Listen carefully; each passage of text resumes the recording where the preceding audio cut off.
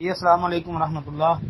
بھائی نے لکھا جی سوال یہ ہے، کوئی شخص نماز پڑھ رہا ہو اور آگے سترا نہ ہو تو آگے سے گزرنے والا شخص کتنے فاصلے سے بغیر سترے کے گزر سکتا ہے؟ بھائی کوشش یہی کرنی چاہیے کہ نہیں گزرنا چاہیے، اگرچہ کچھ علماء کچھ فاصلہ بتاتے ہیں کہ اتنے فاصلے سے گزر سکتے ہیں، لیکن اجتناب یہی بہتر ہے، بچنا چاہیے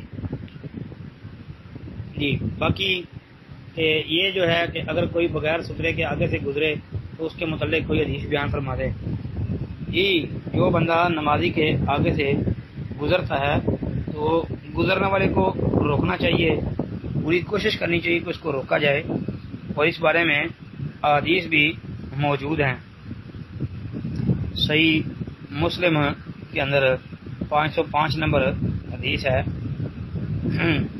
اور اسی طرح صحیح بخاری میں بھی 509 نمبر، اور سنن نبی داود کے اندر 700 نمبر پر یہ حدیث آتی ہے، جو کہ حضرت ابو سعید رضی اللہ عنہ علی روایت ہے کہ مروان کے پاس گئے اور بیان کیا کہ میں نے نبی علیہ السلام سے سنا، آپ فرما رہے تھے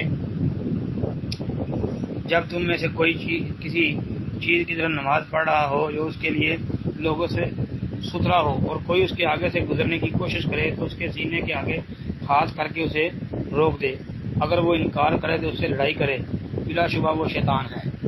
تو یہ بھی ایک حدیث ہے صحیح۔ اس کے علاوہ جو ہے یہ حدیث بھی سامنے رکھنی چاہیے۔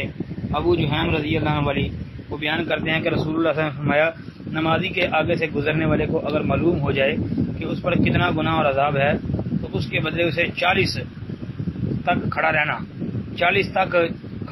اس کے آگے سے گزرنے سے اچھا لگے۔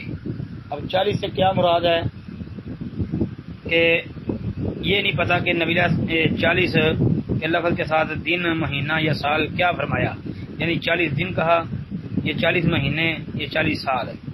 بہرحال جی اس میں اگر مہینے یا سال کو بھی چھوڑ دیا جائے تو کم از کم صرف 40 دن بھی ہو تو یہ بھی یعنی کوئی چھوٹا معاملہ نہیں ہے۔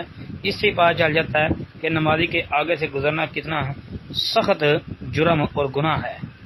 اسی بات سے اندازہ لگا لیں، اگر صرف 40 دن کے الفاظ ہی لے لیے جائیں تو پھر بھی پتہ چلتا ہے کہ یہ بہت بڑا جرم ہے آگے سے گزرنا، تو جبکہ ابھی یہی تعین نہیں ہے کہ 40 کے ساتھ دن کا ہے، مہینہ کا ہے یا سال کا ہے۔ السلام علیکم ورحمۃ اللہ۔